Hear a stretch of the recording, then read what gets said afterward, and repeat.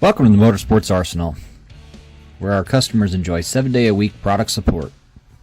Let's run through a real quick install of a PPE Race Plug on an LBZ today. We're going to start off the job under the hood at the glow plug module on the driver's side firewall. Grab the round connector at the textured edge, top and bottom, squeeze and pull to disconnect.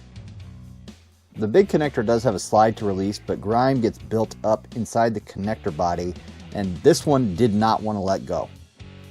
Luckily, we can still get to the two 10mm bolts, one on the passenger side, one on the driver's side, using a couple extensions, a swivel, and a 10mm socket. Once you get those two bolts out, you can just pull the glow plug module up and out of the way and lay it off to the side. You're going to want to loosen the bolt that holds the heat shield to the fuel line first. Otherwise, the heat shield will want to move around while you're trying to take the bracket off of the fuel line.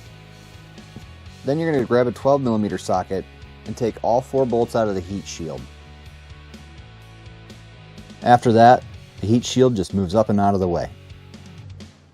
A lot of people don't do this next step, but I like to take the heat shield bracket off to get a better angle at the factory fuel pressure relief valve. What you're going to do is take your 12mm socket, top bolt the bracket for the heat shield first,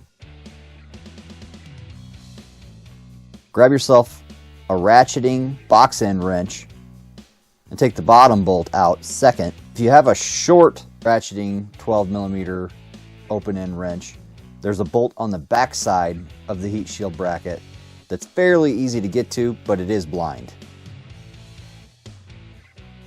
Pop the heat shield bracket out of the way and you're ready to get to the factory fuel pressure relief valve. Grab yourself a breaker bar and an 18mm 6-point socket to knock loose the factory fuel pressure relief valve. They're plenty tight, so watch your knuckles. You can use an 18mm open end wrench or a ratchet with a swivel head to get the factory plug out of the fuel rail. When you're putting the new race plug in, there's an O-ring at the top. I like to put a little bit of diesel fuel on that O-ring just to make sure that the connection gets sealed. Once that's tightened back up, do everything else in reverse order, shields on, make sure that you connect all your connectors again. Project's done.